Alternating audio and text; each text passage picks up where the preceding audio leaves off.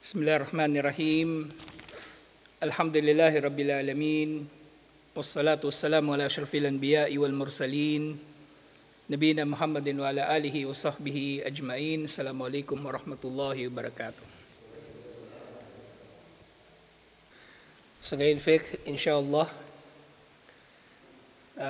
Al-Babus Sadis, yung ikalimang chapter, Fil Mashi alal Khuffaini wal Umamati wal Jabira, tungkol sa pagpupunas sa khuffain at maaaring ito ay sapatos o medyas o anumang nakabalot sa paa. Amama, yung nakabalot sa ulo, at Jabira, yung nakabalot sa bahagi ng katawan na may sugat o may bali, yung benda o kaya yung semento. So sinasabi nga, al-khuffu huwa ma yulbasu al-rijli min jildin wa nahwi. Ito raw ang anumang isinusuot sa paa na maaring ito ay gawa sa balat o iba pang katulad nito. So ibig sabihin, maaring ito ay tela, plastic o iba pa. Wajam'uhu khifafun, at ang plural ng khuf ay khifaf. At ang khuffain, ano ibig sabihin ng khuffain? Khuffan talaga siya, khuffan, pero dahil nagkaroon ng idafa, mudaf at mudaf ilay, yung mas at saka yung khuffan, naging mashul, khuffain o khiffain. So dito nga, yulhaqu bil khuffaini kullu ma yulbasu ala rijlaini min sufin wa nahwihi. At maaari nga yung khuffain o yung khuffain na isinusuot sa dalawang paa ay maaring ito ay suf. Suf, isang uri ng tela na magaspang. Siguro pinakamalapit na uri ng tela na meron sa panahon natin ngayon yung katsa. Alam niyo yun, yung katsa, yung balot nung sako ng harina. Dati ang ginagamit tela na sako. At ang sekta ng mga Sufi, kaya tinawag silang Sufi, kasi yung mga naunang mga miyembro nila, nagsusuot sila ng ganitong tela, yung katsa, kasi yun yung pinakamura, pinakapangit, kasi para sa kanila yun ang kabanalan, yung magmukha kang mahirap, kasama yun sa kanilang maling interpretasyon ng relihiyon. Pero siyempre kalaunan, nagkaroon na rin ng mga Sufi na magagara ang damit, pero dun sila nagsimula sa pagsusuot ng suf na tinatawag. Al-mas'alatul ula, ang unang usapin sa mashul khuffain, hukmul mashi alal khuffaini wa daliluhu. Ang hatol sa pagpunas sa khuffain at yung dalil nito o batayan nito. So dito tatawagin na lang nating khuffain kasi nga maaring ito ay tumutukoy sa sapatos, medyas at iba pa. Okay. Al-mashu alal khuffaini jaizun bittifaqi ahli sunnah wal jamaa. Ang pagpupunas sa khuffain ay pinahintulutan ayon sa napagkaisahan ng ahlus sunnah wal jamaa. Ibig sabihin ito yung ijma. Ijma ng hatol na ito ay pinahintulutan. At kapag sinabing jaiz, pinahintulutan, hindi naman ito nangangahulugan na ito ay wajib. Hindi rin ito nangangahulugan na ito ay sunnah. Hindi rin ito nangangahulugan na ito ay makruh. Hindi rin ito nangangahulugan na ito ay haram. Basta jaiz, pinahintulutan. Gawin mo o hindi mo gawin, walang problema, insyaAllah. Waqad dalla ala jawazihi as-sunnatu wal ijma', at natukoy sa sunnah at ijma' ang pagiging pinahintulutan o pagkakapahintulot sa maswal khuffain. Nabanggitan natin yung ijma' dito, yung ijma' ng Ahlus Sunnah wal Jama'ah. Amma sunnah faqad tawatar al-ahadith as-sahiha ala thubutihi anin nabiy sallallahu alaihi wasallam min fi'lihi wa amrihi bidhalika wa tarkhisuhu fihi. Sinabi, marami raw ang mga hadith na mga sahih na nagpapatibay na ginawa ito ni Propeta Muhammad sallallahu alaihi wasallam. So dito nababanggit uli yung tawatara, yung hadith na mutawatir. Ano ibig sabihin ng hadith na mutawatir? Hadith na maraming nag-ulat. So maraming naiulat na sahih na hadith na ginawa ito ni Propeta Muhammad sallallahu alaihi wasallam at iniutos niya ito. Na dito nga, bagaman iniutos ito sa kahulugan nito sa sunnah, ito ay hindi naman wajib, ito ay jaiz o halal o mubah. Na itong tatlong salita na ito ay maaring tumukoy sa anumang bagay na pinahintulutan. Jaiz, pinahintulutan. Mubah, ganun din pinahintulutan. Halal, pinahintulutan sa parehong kahulugan. Mashru', maaari nyo ring marinig yung salitang mashru' na ibig sabihin pinahintulutan. Katulad doon sa salitang sunnah. Di ba natalakay natin ano yung iba't ibang tawag sa sunnah? Ano? Lakasan nyo nga, hindi ko marinig. Rawatib, di ba? Mandub, ano pa ba? Mustahab. So yun. So parang ganito. Merong iba-ibang tawag sa mubah. Yung tabi'iya at syar'iya, iba pang ano yan, iba pang usapin yun. Pero yung tinutukoy ko rito, yung synonym, kasing kahulugan ng mubah, ayun ngang tinatawag na halal o jaiz. Mashru', yun ay kasing kahulugan ng pinahintulutan. Direktang kasing kahulugan nito. Qala al-Imam Ahmad rahimahullah, sinabi ni Imam Ahmad, so nga, tungkol sa pagpapahintulot dito, laysa fi kalbi min al-mashi shay' fihi 40 hadithan anin nabi sallallahu alaihi wasallam. So wala siyang anumang pagdududa sa kanyang puso tungkol sa pagpunas sa khuffain, maging ito man ay sapatos o medyas, dahil merong 40 hadith na nag-uulat nito mula kay Propeta Muhammad sallallahu alaihi wasallam. Wal muradu bi qawlihi laysa fi qalbi adna shakkin fi jawazihi.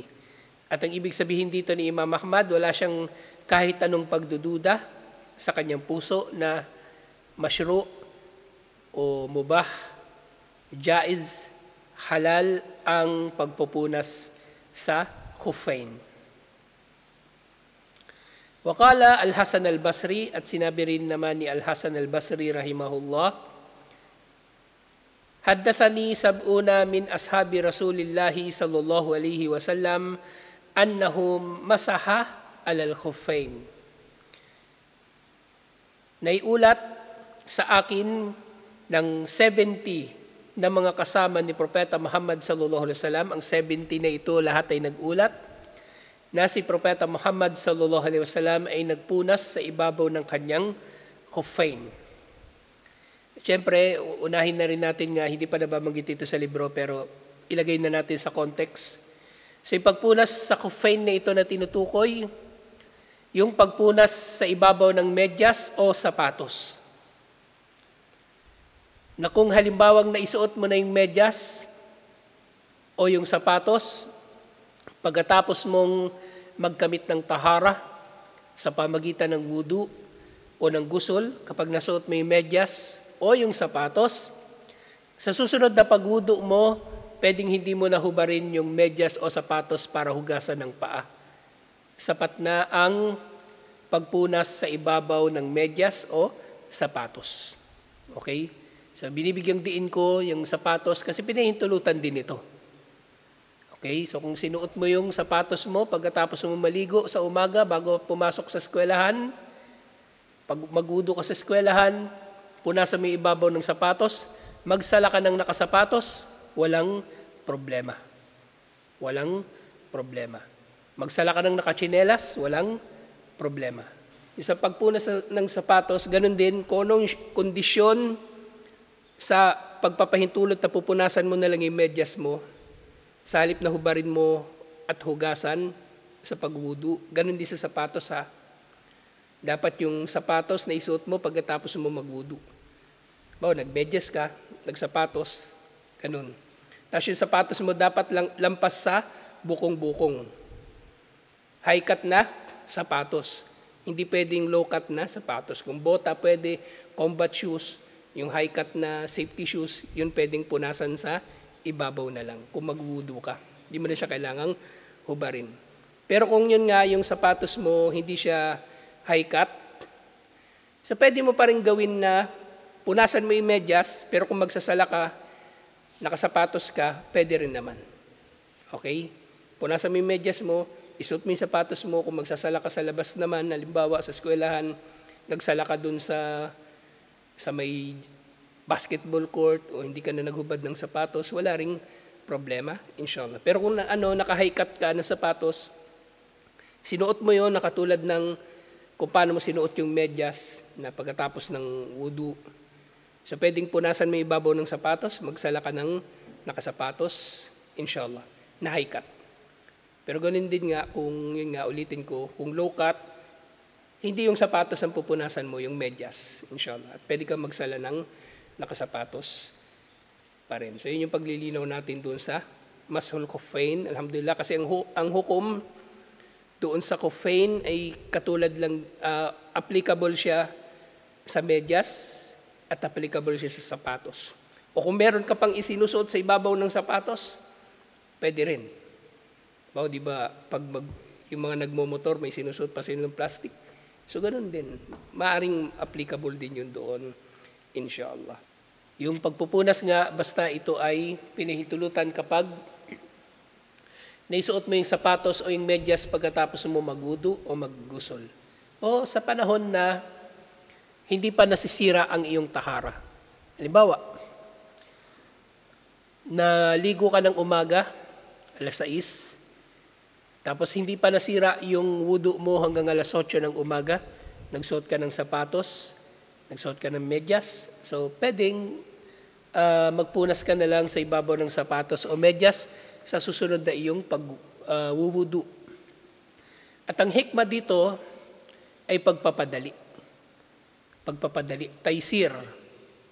Kasi nga halimbawa, sa mga naglalakbay, halimbawa malamig masyado yung tubig, so sa halip na babasain yung paa nila, punasan na lang yung medyas o yung sapatos.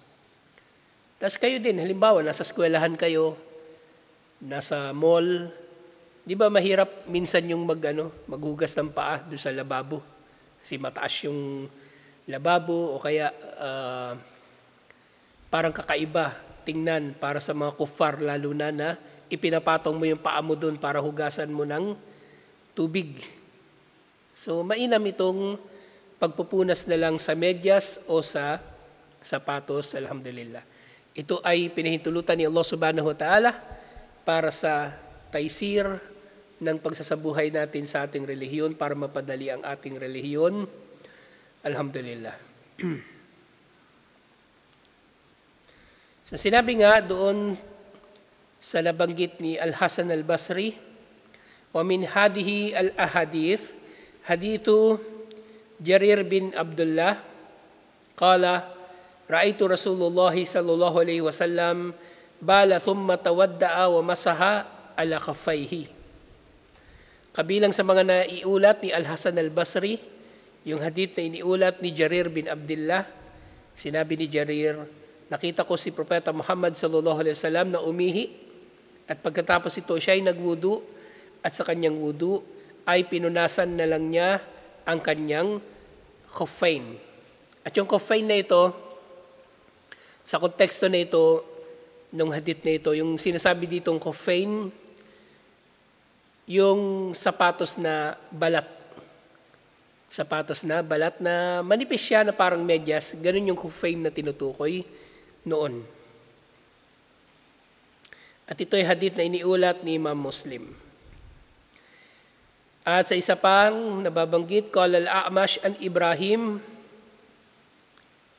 iniulat ni A'mash mula kay Ibrahim, hindi na tinukoy ko sino Ibrahim dito. Kana yu'jibuhum hadal hadith, na nagugustuhan daw ng mga tabi'in ang hadith na ito, lianna Islamu Jarir kana ba'da nuzulil Ma'idah. Dahil nang nagmuslim daw si Jarir bin Abdullah, ito ay pagkatapos na maibaba yung aya doon sa Suratul Ma'idah, yung ayatul wudu. Diba yung ya ayyuhalladhina amanu idza qumtum ilas salah fagsilu wujuhakum wa aydiyakum ilal marafiq wamsahu bi ru'usikum wa arjulakum ilal ka'bayn. So bakit nila nagugustuhan itong hadith na ito? Dahil ito ay isang pagdaragdag sa pagsasabatas o kumbaga pagdaragdag na linaw, paglilinaw doon sa nababanggit doon sa aya na yun tungkol sa wudu. Na bukod doon sa paghuhugas, maaari ka nga magpunas na lamang sa paa, sa ibabaw ng medyas o ibabaw ng sapatos. Pero mababanggit ko na rin, uunahin ko ng banggitin, ang pagpupunas na ito ay pinahintulutan lamang para sa wudu. Kung ang nangyari sa iyo na pagkasira ng tahara ay hadath asgar, kung wudu lang ang kailangan mo para makabalik sa tahara. Pero kung gusul, hindi pwede. Kailangan mo hubarin yung medyas para mabasa ang paa o kaya yung sapatos. At idudugtong dito, waqad ajma'al ulama'u min ahli sunnah wal jama'ah ala mashru'iyyatihi fi safar wal hadar li hajatin aw ghayriha. Alhamdulillah, nilinaw din dito na nagkakaisa ang mga ulama ng Ahlus Sunnah wal Jama'ah sa mashru'iyya. O ito na yung binanggit ko kanina, yung mashru'. Yung mashru', yung jaiz, mubah, halal, lahat ng ito ay magkakasing kahulugan. So nagkakaisa ang mga ulama ng Ahlus Sunnah wal Jama'ah sa mashru'iyya, pagiging mashru' ng pagpupunas sa ibabaw ng medyas o sapatos habang ikaw ay naglalakbay o hindi naglalakbay. So, halimbawa, papasok ka lang sa eskwelahan o sa trabaho, sa maghapon, pwede ka magpunas ng medyas, walang problema. At kung ikaw naman ay naglalakbay, ay pwede ring magpunas, walang problema. Actually, mas mahaba yung tinatawag na mudda o yung panahon na pinahintulutan sa iyo na punasan na lang ang medyas, ibabaw ng medyas o ibabaw ng sapatos kung ikaw ay naglalakbay. Ito ay katumbas ng 3 araw at 3 magdamag, kumbaga. Pero sa isang hindi naglalakbay, ito ay 24 hours. Nang bilang na ito, kung kailan valid na pwede ka pa rin magpunas, ito ay magsisimula sa panahon ng iyong unang pagpunas. Di ba nabanggit na natin ito nung nakaraan?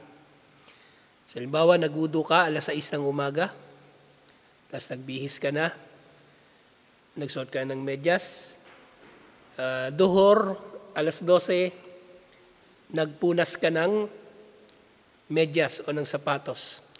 So, ibig sabihin, pwede ka magpunas ng medyas o sapatos hanggang sa kinabukasan ng duhur. Okay? Kung halimbawa matutulog ka, hindi ka maghubad ng medyas o ng sapatos, walang problema. Inshallah, 24 hours. Pero kung naglalakbay ka, yun ay 3 araw at 3 magdamag, kumbaga 72 hours mula sa unang pagpunas mo ng medyas. So kung Lunes ka ng tanghali, unang nagpunas. So kung hindi ka naglalakbay, hanggang kailan siya valid? Martes ng anong oras? Kailan ka unang nagpunas? Ano yung sample natin kanina? Kailan ka unang nagpunas? Anong oras? Alas 12. Ibig sabihin hanggang Martes ng alas 12, pwede ka pa rin magpunas. Kapag hindi na, lampas na, di hubarin mo yung sapatos mo at medyas mo at maghuhugas ka na ng paa. At kung naglalakbay ka naman, 3 days at 3 nights, kailan matatapos yun? Halimbawa kung Lunes ka ng tanghali, unang punas, kailan? Tuesday, Wednesday, Thursday. Thursday ng tanghali. Thursday ng tanghali ka, hanggang doon ay pwede ka magpunas. Kung lalampas na doon ay dapat mo na tanggalin yung sapatos o yung medyas at maghugas ka na ng paa, inshallah. So ngayon din binabanggit dito, ito ay masyru, pinahintulutan, lihajatin o gairiha. Kahit wala kang pangangailangan sa pagpunas, ibig sabihin, walang nakatakda na kondisyon para maging valid para sa iyo o maging karapat-dapat ka sa pagpupunas ng medyas. Ang ibig sabihin ko rito, halimbawa doon sa pagpapaikli ng sala, di ba may kondisyon dapat? Ano yung kondisyon sa pagpapaikli ng sala? Paglalakbay. Yung paglalakbay lang. Pero kung hindi ka naglalakbay, hindi ka pwede magpaikli ng sala. Ngayon dito, sa pagpupunas ng medyas, walang ganon. Walang syurot o kondisyon na katulad nun. Pwede kahit sino na magpunas na lamang sa kanilang medyas sa halip na maghugas ng paa. Na tatanggalin pa niya yung sapatos sa medyas para hugasan ng kanyang paa. Wakadhalika yajuzu al-masha al-jawarib. So ito na. Sa tinutukoy ko kanina, ang kufain nung panahon ni Propeta Muhammad sallallahu alaihi wasallam, ito ay balat na sapatos o manipis siya na balat na sinusuot na parang medyas. Pero ang mga scholar natin ay nagsabi, pinahintulutan din ang pagpunas sa ibabaw ng medyas. Pinahintulutan din ang pagpunas sa ibabaw ng medyas. At ulitin ko, ang pinupunasan yung ibabaw. Ibabaw lang. Hindi kailangan punasan yung ilalim, yung talampakan. Okay? Kasi yun ang naiulat sa mga hadith. Kaya nga sinabi ni Ali bin Abi Talib radhiyallahu anhu, na kung ang relihiyon na ito, ang Islam, ay nakasalalay sa opinyon ng tao, di sana ang pinupunasan yung ilalim ng paa. Kasi yun ang marumi. Yun yung nadidikit sa lupa. Pero, dahil ang Islam ay relihiyon na nakasalalay sa mga batayan, ang pinupunasan natin ay ang ibabaw ng paa. Dahil yun ang nababanggit sa sunnah at hindi nabanggit ang pagpupunas sa ilalim ng paa. Yung ibabaw ng paa. Kumbaga ito yung paa mo, yung ibabaw lang nun. Kahit hindi mo naaabutan yung binti, hindi mo kailangan punasan yung binti. Yung paa lang ang pupunasan. So dito nga, yajuzul mas al-jawarib, na dahil dito pinahintulutan din ang pagpunas sa medyas. Wahuwa ma yulbasu al-rijli min ghairi jildin kalkhirak wa nahwiha. At yung jawrab na tinutukoy dito, ito yung anumang isinusuot sa paa na hindi gawa sa balat. At maaaring ito ay gawa sa tela o iba pang katulad nito. Okay? Ito ay maaaring gawa sa tela o iba pang materyales. Kasi maaaring yung medyas ay nylon, maaaring ang medyas ay gawa sa iba pang materyales. At dinugtong din, wahuwa ma yusamma al-ana bishurrab. So tinutukoy din siya yung medyas, tinatawag siyang jawrab, pero tinatawag din siyang shurab sa wikang Arabic. So yung tinutukoy dito, yun din yung medyas.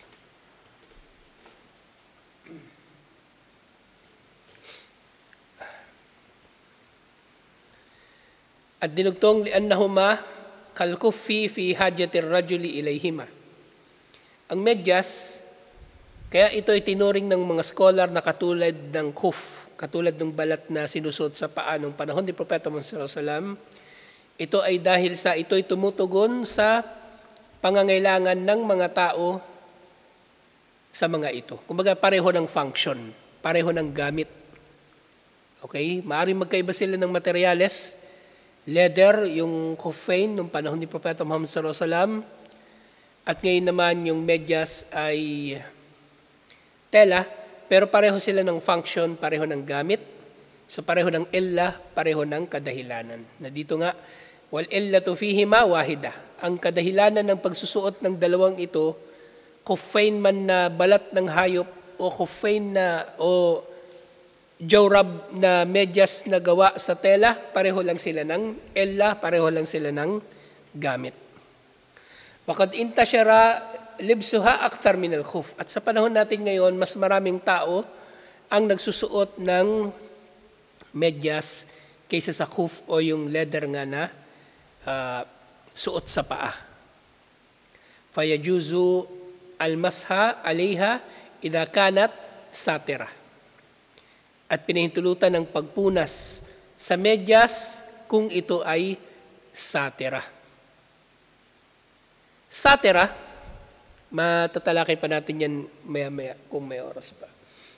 Satira, ibig sabihin, yung medyas na suot-suot mo ay dapat mayroong sapat na haba. Na sinasabi ng mga scholar, dapat ito ay natatakpan yung bukong-bukong. At ang mga kondisyon sa medyas, katulad lang din ng kondisyon sa hijab. Ito ay may sapat na haba, di ba? Katulad sa hijab, dapat may sapat na haba. At ang tela ay may sapat na kapal na hindi naaninag yung balat.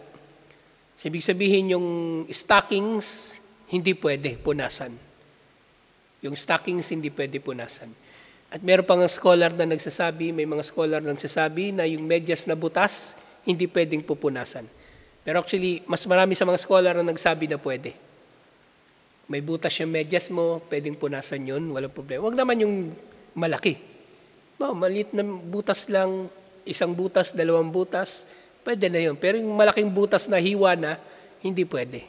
Kasi nawala na yung pagiging satira o yung pagtatakip ng medyas.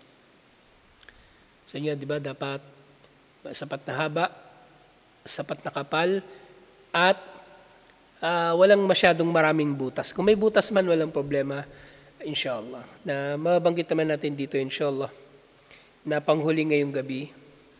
Syurutul mashi alal khuffain, yung mga kondisyon ng pagpupunas sa khuffain. Wa ma yaqumu maqamahuma. At paano gagawin ng mga ito o isa sa katuparan? Merong 5 syurut o 5 kondisyon. Libsuhuma ala tahara, ang pagsusuot ng medyas, o sabihin na natin ngayon na medyas, habang ikaw ay nasa tahara. Pangalawang kondisyon, satruhuma al-mahal al-fard, ang pagtabon nito, pagtakip nito sa lugar na obligadong matakpan nito. At sa paa, hanggang bukong-bukong. Yung joint ng paa at ng binti. Dapat aabot doon. Kung yung medyas mo maikli, hindi umabot sa bukong-bukong, hindi pwedeng pupunasan. Pangatlo, ibahatihima. Dapat ang medyas mo na suot-suot ay hindi mo ninakaw. Ibig sabihin ito ay mubah sa iyo. Pang-apat, taharatu ay nihima, na ang medyas nito ay tahir, malinis mula sa anumang nadyasa. At panlima, an yakuna al-mashu fil mudda al-muhaddada syar'an, at ito ay marapat na naayon sa kung ano yung panahon na time limit nito ayon sa pinahintulutan sa Islam. Nabanggit ko na yung iba dito kanina sa mas malililaw natin ngayon inshallah. So unang-una, dapat na isuot ang medyas na ikaw ay nasa tahara. Ito ay ayon sa hadith na iniulat ni Al-Mughira, kuntu ma'an Nabi sallallahu alaihi wasallam fi safarin fa ahwaitu li anza'a khaffaihi. Kasama raw niya si Propeta Muhammad sallallahu alaihi wasallam at minsan ay gusto niyang hubarin, gusto niya mag-volunteer na hubarin niya yung medyas ni Propeta Muhammad sallallahu alaihi wasallam para hugasan ni Propeta Muhammad sallallahu alaihi wasallam yung kanyang paa. Pero sinabi ni Propeta Muhammad sallallahu alaihi wasallam, "Da'huma, hayaan mo yung dalawang medyas, fa inni adkhaltuhuma tahiratain." Dahil isinuot ko yung dalawang ito, yung khuffain nga, dalawang medyas na leather, sinuot niya ito habang siya ay nasa tahara. Famasaha alayhima, at pinunasan na lang niya ang dalawang ito. Ngayon, halimbawa, tatanong nung kambal, unahan ko na uli. Bawa, nagudo ka, nahugasan mo na yung kanang paa mo, tapos hindi mo pa hinugasan yung kaliwa. Kanan pala yung nahugasan mo, sinuot mo na yung medyas. Pwede ba? Magiging, pwede ka ba doon sa mashal khuffain sa ganung kalagayan? Kanan pa lang yung nahugasan mo, tapos sinuot mo na yung kanang medyas. Pwede ba? Bakit hindi pwede?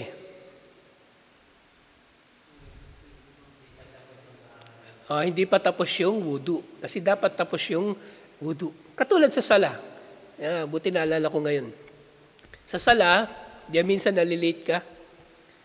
Pag magtataslim yung imam, patapusin niyo muna yung imam magtaslim ng dalawa bago kayo tumayo. Okay? Hindi yung nagtataslim pa lang imam, assalamualaikum, di pa tapos yung sa kanan, nakatayo ka na. Tapusin niyo yung dalawang taslim ng imam. May mga scholar nagsasabi, patapusin mo na yung kahit isang taslim lang, yung pagharap niya sa kanan. Pero pinakamainam, ahwat, kumbaga, pinaka-safe, hintayin mo siya makapagtaslim ng dalawa, saka tumayo para kumpletuhin ang iyong sala. Kasi pag ginawa mo yun, hindi mo natapos yung sala kasama yung imam. Iniwan mo na siya, kumbaga. So ganito rin dito. Hindi kumpleto yung wudu, kaya dapat tapusin mo mahugasan hanggang sa kaliwang paa, kumbaga, at saka magsuot ng medyas, inshallah. Sumunod, yung pagtatakip sa lugar na dapat na matakpan, al-mafrudu gaslahu min ar-rijl. Ang tinutukoy dito, bakit tinukoy natin kanina yung bukong-bukong? Kasi sa wudu, hanggang saan ba dapat yung hinuhugasan sa bukong-bukong? O hanggang saan ba dapat yung hinuhugasan sa paa? Sa bukong-bukong, di ba? Doon sa joint. So, ganun din sa mashal khuffain. Dapat natatakpan ng khuffain o ng medyas yung dalawang bukong-bukong. Kasi uso ngayon, di ba, yung medyas na maikli? Yung hindi umaabot sa joint, hindi pwede yun. Hindi pwedeng pupunasan yun. Hubarin mo yun. Falaw dahara min mahallil fard shay'un lam yasuh almas. Kapag lumitaw ang kahit isang bahagi lang ng paa na dapat ay natatakpan, ay hindi makukumpleto ang wudu. So ganito na rin yung yung usapin doon sa butas. Kung may konting butas, walang problema. Pero kung hiwa na yung nasa medyas, hindi pwede. Pangatlo, pagiging mubah, syempre hindi ito ninakaw, hindi ito inagaw, hindi mo ito sinungkit sa kapitbahay. Yun ang tinutukoy dito na mubah. At sinasabi nga rin na katulad ng natalakay natin nung nakaraan, may mga scholar na nagsasabi na maaring hindi tanggap ang iyong tahara dahil sa ang tubig mo ay ninakaw o itong medyas mo nga ay ninakaw. So kaya mag-iingat tayo sa bagay na ito. Pang-apat, taharati ainiha, na dapat wala itong najasa. Okay? Wala itong ihi, wala itong dumi o dugo ng tao o hayop. Kung merong alikabok, merong lupa, merong putik, walang problema. Langis, hindi yung najis. Okay? Maaring dumi yun na ituturing ng tao pero yun ay hindi najasa. At panlima panghuli, inshallah, ang mas ay nasa oras na pinahintulutan, lil mukimi yawmun wa layla, nabanggitan natin ito nung nakaraan, nabanggitan natin ito kanina, para sa hindi naglalakbay, isang maghapon at isang magdamag, 24 hours. Walil musafiri talatata ayyam bilayalihin. Sa naglalakbay, 3 araw at 3 magdamag. 3 maghapon at 3 magdamag. 72 hours, kumbaga. Yung nga yung sample natin kanina. Kung Lunes ka, nagpunas ng alas 12, so kung hindi ka naglalakbay hanggang Martes ng alas 12. At kung naglalakbay ka hanggang Huwebes ng alas 12. Ang binibilang kung kailan ka nagsimulang magpunas. Yung unang pagpunas, hindi yung kung kailan mo sinuot yung medyas o kung kailan ka nagwudu. Hadihi syurutun khamsa, istanbataha ahlul ilm lisihati al-mashi al-khuffaini minan nususi an-nabawiyya wal qawaid al-amma la budda min muraatiha inda iradatil mas. So ito mga 5 kondisyon ng pagpupunas sa medyas o sa khuffain na nakuha ng mga scholar tungkol sa usapin dito, ng mga ito ay nakuha mula sa mga batayan, siyempre sa hadith, at ayon sa mga pangkalahatang kawaid pagdating sa fiqh. At dapat na pag-ingatan natin ang mga kondisyon na ito para sa sino man na nais na punasan niya ang kanyang medyas o yung sapatos. So, idugtong ko lang, paano yung sa sapatos nga halimbawa? So, maaaring mapahintulutan yung sa sapatos kung isinuot mo yung sapatos, katulad lang din doon sa medyas, sinuot mo ito pagkatapos mo magwudu o maggusol. At kung ang sapatos ang pupunasan mo, kapag magsala ka, hindi mo hubarin yung sapatos. Intindihan nyo? Kung magsasala ka na nakasapatos, yung sapatos yung punasan mo. Kung magsasala ka na nakamedyas, papasok ka sa masjid, hubarin mo yung sapatos, yung medyas ang punasan mo. Naintindihan nyo? Kasi minsan, di ba, siyempre sa masjid, hindi naman tayo nagpapasok ng sapatos. Pero minsan, nagsasala tayo sa lugar na pwede tayong hindi na magubad ng sapatos, di ba? Nasa basketball court tayo nagsasala. Sa mall, pwedeng hindi mo na hubarin yung sapatos, di yung punasan mo yung ibabaw ng sapatos, inshallah. Kung gagawin mo rin na ganun din, nakasuot ka ng sapatos, pero yung medyas yung pupunasan mo, pwede rin naman. Pwede rin naman. Pero hindi pwede yung baligtad. Na magsasala ka, na nakamedyas, pero yung sapatos yung pupunasan mo. Naintindihan nyo? Pwede yung medyas pupunasan mo, pero magsasala ka ng nakasapatos. Pero hindi pwede na yung sapatos ang pupunasan mo, pero magsasala ka ng nakamedyas. Kasi yung kahulugan nun, parang inalis mo yung bahagi na nilinisan mo. Intindihan nyo? Inalis mo yung bahagi na nilinisan mo. So yun yung paglilinaw dito, inshallah. So matatalakay pa natin yung iba pa tungkol dito. Inshallah. Assalamualaikum warahmatullahi wabarakatuh.